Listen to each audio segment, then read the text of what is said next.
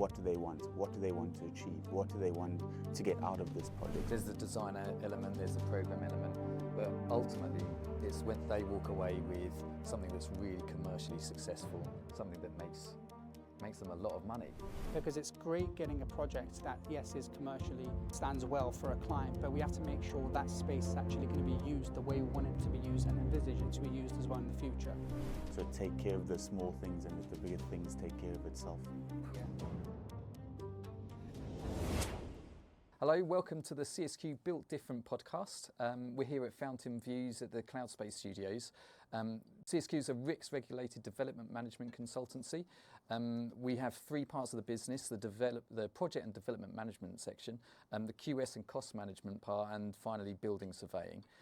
Today I'm joined by my colleagues of the development management part of the business. My name's Andrew Mowat. I'm a development management team lead and previously an architect and developer.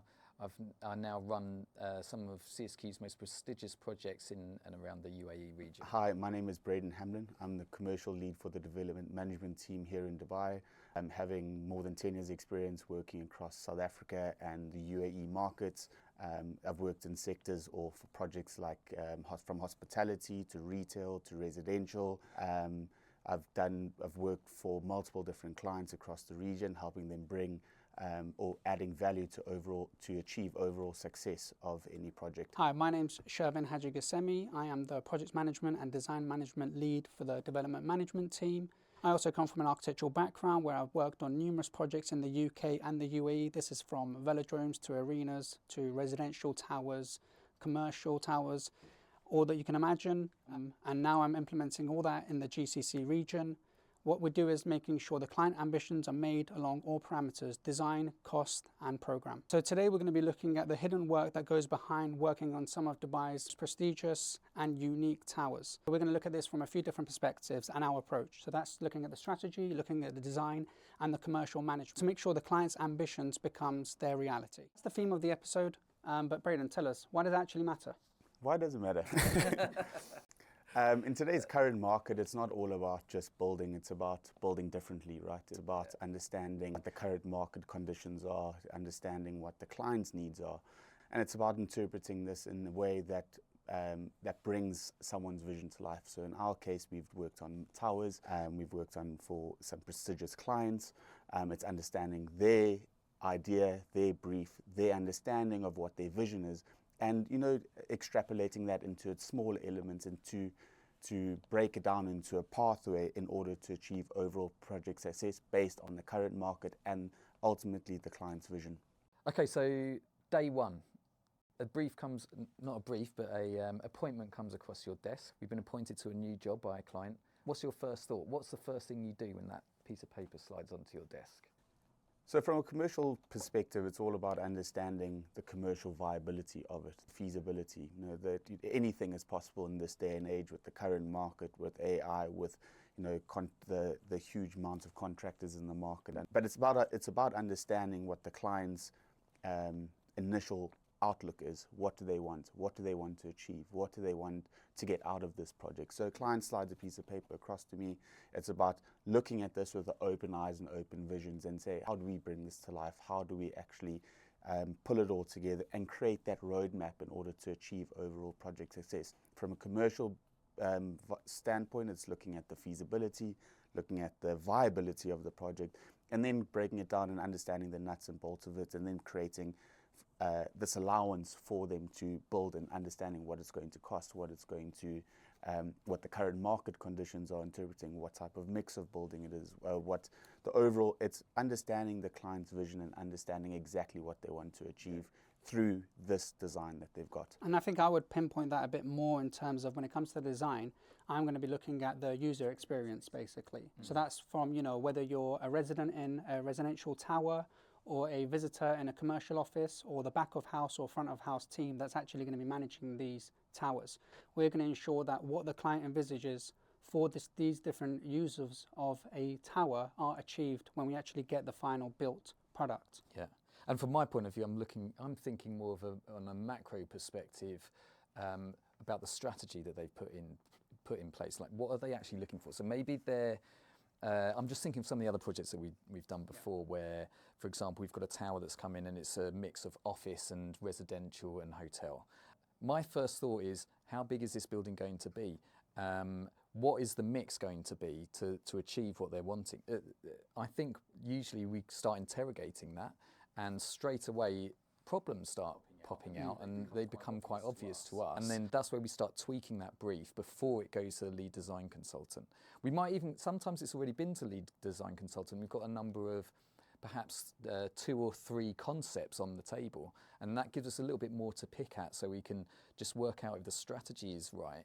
And that leads into the commercial side and then onto the design side as well. Why do you think it's so important to make sure we refine that brief before it goes to the lead architect? Well, you don't want the architect going down the wrong, designing perhaps it's too much office space in relation to hotel space, or developing the design down a route which is ultimately not going to be commercially viable. Or perhaps from a design perspective, maybe it's hitting the wrong benchmark in terms of design quality. So is it a 5-star hotel? Is it super prime resi, or is it budget resi that you want to go in at a lower price point? That ties in budget and also the design aspects. It's all about that strategy that you've got to put together at the very early stages to understand, to make sure that the client's aspirations are met, and ultimately that commercially it's very successful. Speaking of commercially, if you take a step back, it's looking at the brief, it's extrapolating the brief into where it is the location, because you need to look at the current market factors in order to obtain, to create the budget to bring this vision to life. You've got to really look at the current microeconomic conditions, where the site's located, the size of the site, the amount of, you look at the size of the building that the client wants to achieve, and you've got to look at the overall picture, and then always keep the end in mind, as I like to say, and you've got to always bring that back into current market conditions to create this. The client's not going to want anything is possible, and the client's not going to want to build something that's unachievable. So you've got to understand the client's vision. So what you're talking about now is future-proofing, isn't it? So you're looking at making sure what you build now is good for now, but also adaptable for the future. Yeah, that's right. And I'm also thinking in terms of on those initial stages and how much is going to be built on a particular plot. On recent projects, when we've started looking at the site and what can be into it, we're looking at gross floor area and the GFA allowances on a particular site.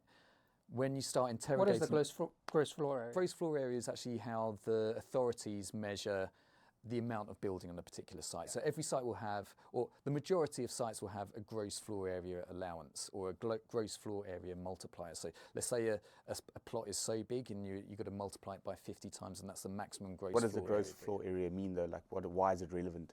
Well, that defines how big the building is, and different areas. So Abu Dhabi might measure it differently from areas in Dubai. So DIFC might be different from another local authority area. So here you're talking about which areas are counted as GFA and which ones aren't. So for example, whether it's a back of house space or an MEP floor or car parking. Yeah, and it's an important step to make sure that you get as much built area as possible onto any site. This reminds me of a project that we've worked on where we achieved an extra 10% GFA, didn't we? That's right, yeah. So we started interrogating the GFA, and we saw a chink of light of maximising this in various different ways. There was some rules on setbacks and rules on maximum areas. Had some negotiations with, I know exactly what project you're talking about, had some negotiations with the local authorities, and it turned out that we could get an extra 10% of GFA. That straight away knocks it out of the park when it comes to the commercial appraisal. So why do we then look at why is GFA important, and from a commercial perspective we look at the other thing called GIA? Could you mind explaining what GIA is? Yes, so gross internal area is slightly different from GFA. So the gross internal area measures everything within the inner face of the outer envelope, more or less. So that is used to calculate the build cost, and that's where it goes over to you, right? Yeah, so you look at the GIA then, and you look at the GIA is obviously developed after the brief. So moving forward from the brief, just for everyone's knowledge, moving forward from the brief, understanding where we've come from, we've started developing some provisional plans, and we've started looking at now we've actually got something to count, something to create. So after we've established that initial budget, which is just an allowable we've created from the type of building the client wants to use, we've now moved forward into a plan where there's something actually measurable, and the GIA becomes the official starting point, or not starting point, start putting numbers and values to things based on usable space.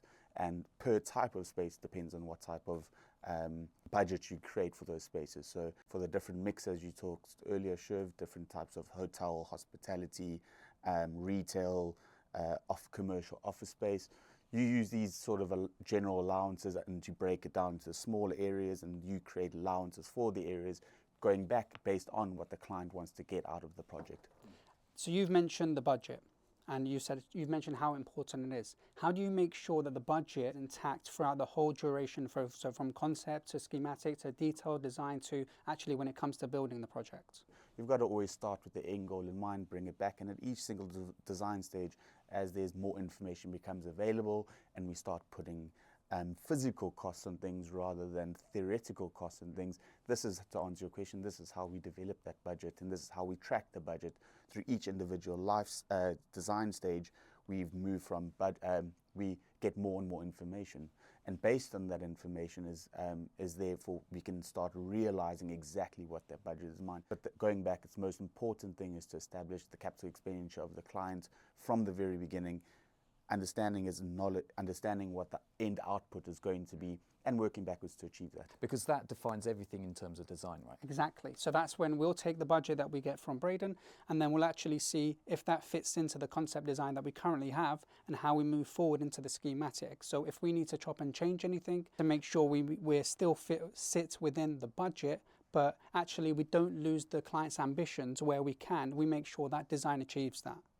And while you're working on the build cost, I'm also, in my mind, I'm looking at the GDV at the end of the job. So maximise gross development value. So that might be the value of all the sales space or all the net leasable area. You can calculate a gross development value of the building. So it's effectively the price tag at the end of the building once it's complete. And it can work differently depending on how the client's going. If a client's going to retain the building for 10 years, 20, 50 years and operate it, or just flip it, sell it straight away and go, apartments going to get sold to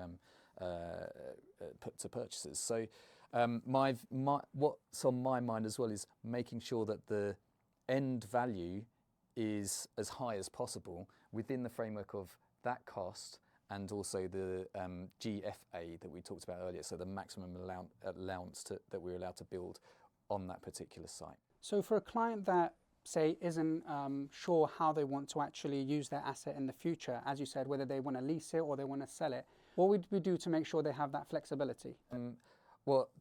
That's just about us managing the design, and that has to be part of the brief as early as possible, so that the majority of our jobs are tower development, big, high-value tower developments, and so where we have that repeating floor plate, we're going to be trying to minimise any core elements to that. So we're talking about maximising the GFA at this point, yes. The core efficiency as well as the column and grid layouts, making sure that's as efficient as possible. Exactly that, and future-proofing can have quite a big effect on that. If you know exactly what's going into a building from day one, which is very, very rare, you can be really tighten that up and be very restrictive on exactly how much is allowed for each particular area. But if you want to retain a bit of flexibility, you have to give leeway for, let's say, for example, you've got an office floor which is going to be turned into 20 micro offices in the future. That's going to have different requirements compared to a full open floor plate that might be for a big multinational headquarters.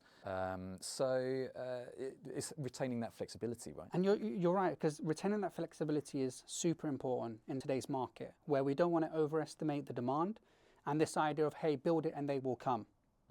That's true. I'm just thinking of some of the jobs that we've been working, a particular job in Abu Dhabi where we did a lot of reviews on the various potential mixes in terms of office development. By mix, I mean the the build-up of each particular floor in terms of who's going to let it. So we have at one end of the spectrum, we have micro offices, which are small offices that smaller companies might take just as a foothold in a particular district, up to maybe multi-floor companies that have come and take a shell and core, for example. And so playing around with those different mixes can quite vastly change the overall design of the building. Not only the design, but it also would change the cost. And it's well. looking at the future proofing of, speaking of future proofing, in your build cost before you get there, as I've said from the beginning, you've got to look at the market conditions at this point in time, but understand the market is, forever evolving. Yeah. Right now isn't right where the future is going to be. Yeah. So it's creating, with the cost-wise, it's allowing one section or one area of the work to have the most variable outputs in that section, and also future-proofing from a cost perspective. So from a cost perspective, you're looking at, it might cost more now, but it allows you the more flexibility later.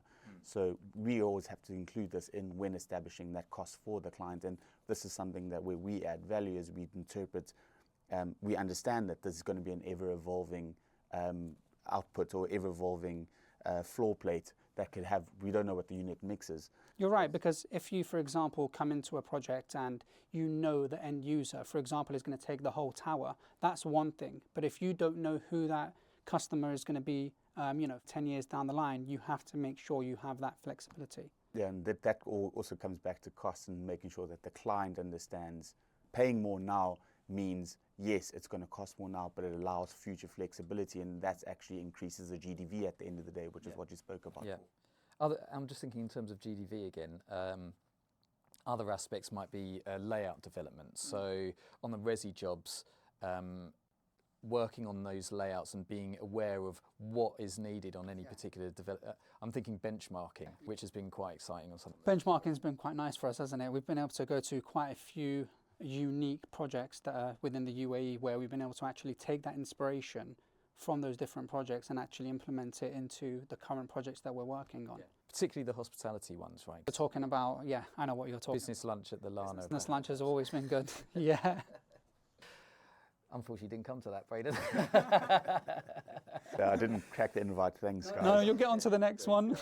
But taking it back and looking at, Shervin, how do we, limit, obviously these projects that we're speaking of are very complex. How do we keep the client's end goal in mind, and how do we maintain that the client achieves what they want to achieve? So that's taking them through the journey from day one. So yes, once we establish the client brief with them through different workshops and different discussions, then we've got the client brief. Then we give it to the lead architect who will be designing that. But we just need to make sure those renders that are created from day one are achievable. And then as it evolves through the project duration, we just make sure we take that client on that journey with us so that there's no shocks basically when it comes to the final day of handover. They're aware of what's going to be achieved from day one all the way to completion. Andrew, in Dubai, obviously, there's everything's the biggest and the best, and all the projects are very prestigious. Yeah. We all understand that. How do we make sure that our project is going to be just as prestigious, bearing what the client's brief is, but keeping in mind the cost? Well, we need to know exactly how these other developments operate. So it's having our mind in every aspect of these other really successful developments, and that's part of the benchmarking again. So it's really doing some market appraisals on all of the market appraisals on, for example, residential units. Yeah. We've done a lot of that in the past, and then understanding the hospitality benchmarks that we have to work to. And then from an office perspective, exactly the same thing, visiting those offices, understand, and from our knowledge of previous jobs and from other Emirates as well, what we're seeing come up in different parts of the UAE, we need to know what is coming along the line so that we can be there. And generally on all the projects we've been working on, they've been kind of flagship projects and benchmarks for the clients that we have. So it's usually that we're aiming at the top end of the spectrum, and that makes some of the well, all the projects we've been working on really exciting because it's good to be working on the best projects. I guess at the end of the day, it's also about feasibility versus buildability. You know, so everyone wants to keep the end goal in mind, have these big prestigious projects, but we as where we add value, you can all agree, is we make sure that it is buildable and from my perspective, from within the client's budget. Yeah. At the end of the day, we always want to make sure that we stay on track commercially. You know, we don't we've created allowances for these all unforeseen risks and unforeseen costs that just appear out of nowhere, as we all understand. But Shervin, talk us through the design changes of keeping everything in line with the client's brief, and talk us through how we take it from feasibility to a buildability stage. So as soon as we get the client's brief and we establish that, we'll then go through concept design. And then from that, we go to schematic and detailed design. So we go through these different stages to make sure what the client wants is achieved at the end. So what you were talking about, for example, the residential project that not residential, the mixed use project that we've worked on, Sheikh Zayed Road in Dubai. So when it came to that, we were looking at the residential levels of this prestigious tower, and we were making sure we were looking at the views even that are achieved. So whether you're looking at the Burj Khalifa or if you've got a sea view, we're making sure all of those aspects are taken into consideration where we're doing residential floor layouts. So we're getting those perfect corner units where you can have that maximum sales value incorporated, or when we're looking at the amenities that are offered, whether it's a gym or a sky pool, basically, we're making sure those prime views go to the prime parts of the building. Yeah, okay. And then that obviously has a knock-on effect to you know, whether the client wants to, this goes back to the brief, whether the client wants to retain the building as an asset or whether they want to sell it on. And obviously we try and maximize the building, the GDV as you described, get it to its most optimal value, but keeping in mind the capital expenditure the client needs to fork out at the very beginning, but also designing smart and not just designing for the sake of building, which is where some developers fall short. But that's where I think we're quite different from other PMCs in that we have that technical and design architectural knowledge that feeds into our direction to the architectural and the lead design consultant. So a lot of the time they'll come to us with some fantastic designs, but I'm yet to see a case where we don't have to start tweaking that to make it fall in with the GDV aspirations and also the budget aspirations. So that's always a really important part of making a building really sing commercially. I think you're right, because sometimes we have to kind of bring the architects back down, not back down to earth, but make them live in the reality that we have to actually exist in. God, I sound like some conspiracy theorist here. Yeah, I mean, a lot of the time we look at, because we've got the experience architecturally, we can look at a layout, and when you are the architect and you're knee deep in kind of drawings everywhere and you're developing these layouts, you can sometimes lose sight of the broader picture. And when we're looking at the layouts and we're looking at other projects at the same time, just things like, for example, you can eyeball a layout straight away and spot, oh, look at this one, it's got way too much corridor space. You can spot it immediately. You don't necessarily know from immediately what the answer is, but you know that there's a problem there, and then that feedback can go back to the architect. They can explain why it was that way, and we can start interrogating it and tweaking and refining that design. And it's usually kind of a schematic design phase. Andrew, why does that matter? Like, why does this specific issue, not the corridors in general, but why does overall looking at the drawings and understanding where the shortfalls are matter in the overall picture? So for me, that's about efficiency, building efficiency. So go back to the corridor example. Corridors aren't, okay, so it can be counted as leasable space, but if you've got a lot of corridor in an apartment, for example, that might be going from a 3-bed to a 2-bed, and that drops the value of the overall, very simple mechanics like that, just in terms of layout. So while we're still looking at maximising the floor plate and the use of it, we have to make sure we don't lose sight of the customer journey throughout the whole process, because it's great getting a project that, yes, is commercially stands well for a client, but we have to make sure that space is actually going to be used the way we want it to be used and envisage it to be used as well. You're saying it's not just about the numbers, so exactly. We can make it stack. We could make a floor plate infinitely efficient, but it might then be not a nice place to be. Small rooms, for example, or like the micro offices that you were talking about earlier. yes, we can, maximize that space, but we have to make sure in the micro offices, it's what's created, it meets the demand actually as well. So people want to go into those spaces and use them as micro offices, and it's got all the amenities that actually allows that place to work the way it should. Kind of like the X factor, or the X factor. Oh my God, I can't believe I did that. That subjective element of design and reviewing that with the architects and helping them work through the subjective elements of that design. I think that's where we come well into that. Because we come from an architectural background, we're actually able to implement those thought processes and make sure that what the client wants and what the architect wants actually tie in together, and it becomes one cohesive project. I'm going to have to disagree with you in a little way, both of you, in terms of it actually is all about the numbers at the end of the day.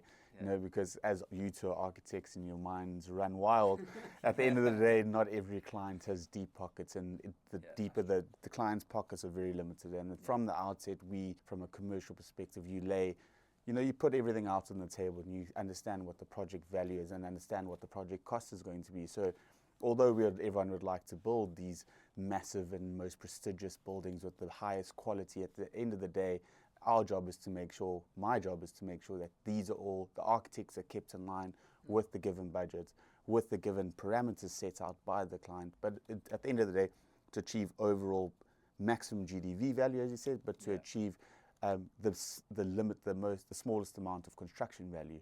And just understanding the nuts and bolts between all of that and pricing these nuts and bolts. Because you're right, we think of, as you go into a building and you go all the way up to the top, but you actually look at what's underneath that, the ground level as well, don't you? You look at the foundations and actually where we're building, how we're going to build, and actually the cost that's associated with that. So whether it's a city area or you're looking at more of a coastal space, can have different cost impacts when you're looking at constructability. Well, when you look at a project, you have to look at the current market conditions, the strategy, the location, and this is where cost is so important, is to cost the things that people can't see. As you said, cost the things in the basement, cost things that are actual current market conditions, such as inflation. How do you price inflation? Everyone knows what the current market is, but we can't predict. Some of these projects we're talking about are 3-4 years long. How do we cost in 4 years' time? But it's also at the beginning creating the overall allowance for the client and creating overall budget for the client, and making sure whatever we design now is, number one, future-proof, but number two, the cost falls within their given allowance, and going through the different design phases, pulling the architects back to reality to say, guys, although you want to build them, you want to go to Mars, you also got to live on Earth for a little bit. So, okay, we've spoken about the design in quite a lot of detail, and we've spoken about the cost. What about the program? So in this current market, it's all about the pace of delivery. As soon as the project starts, people want it finished. Why? People start making money when it's finished, either to sell it on, get tenants in, start making money. But it's very important for us to understand that time, at the end of the day, time is money. So we've got to not only, number one, be realistic with the program, be realistic with the program. We've also, number two, we've got to make sure that the program is as quick as possible in order to make sure that the client starts making money. It's a cost risk if program runs on, and so usually especially today, when clients to us, they always want it built now, or 3 years for a 50-story tower. We've got to design this thing first. So usually we have to go back and. Usually there's a way to build something quickly, but that comes with sacrifices. So whether it's build quality or control of the design.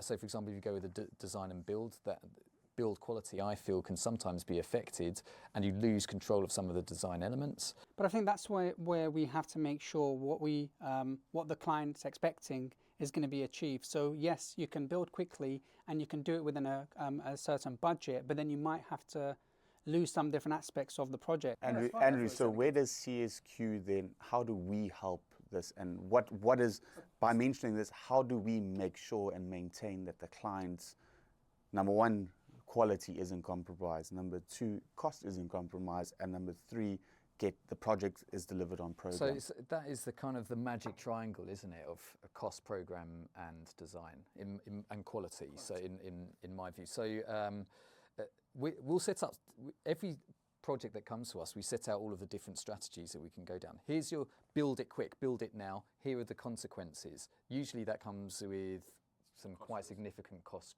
risk, and it's managing the risk as well. If you need to go 100 miles an hour, that's going to have an effect on the risk elements. But also the design quality. And the design quality. So, and then there's other elements of that. So maybe there's kind of a middle ground and then a more traditional approach to running a job. And usually we kind of end up somewhere between like a very traditional project management strategy and the build it super quick. We usually end up somewhere in the middle. It's playing that balancing act all the way through the design stages and up to procurement to make sure that we get, have our cake and eat it basically, get the quality quickly. Yeah, but what's really important is making sure we take the client through that journey basically, to make sure what we've set up with them from the outset is going to be achieved at the end within those different parameters that you've mentioned. Yeah, that's true.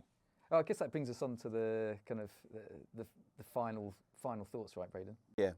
So in today's current market, developing isn't about building quickly, it's about building smartly, and we can all agree on that. But it's also about taking all the other factors that you can't see into mind. And it's about understanding the micro factors that lead into a successful project. So what is a successful project?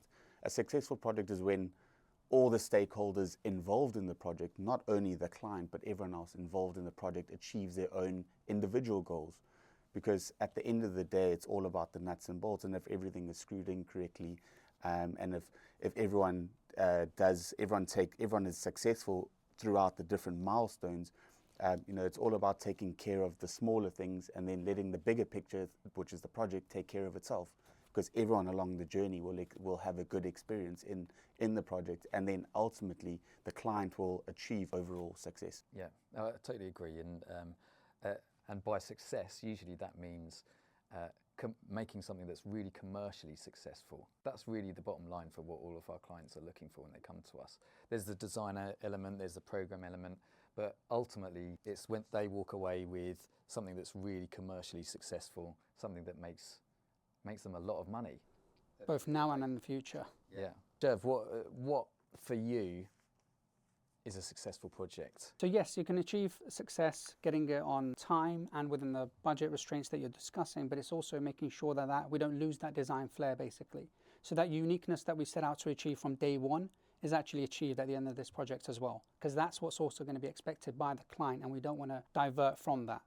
It's almost that we confident that we can make the numbers work, but there's something that's unquantifiable that you need for a project to be really successful. So we've only touched upon the starting, from the client brief all the way through the design development process, but actually there's more to this. There's actually going through the procurement and the buildability as well, and actually going through the construction process. But hopefully you can catch us on the later episodes where we'll divulge into that a bit further.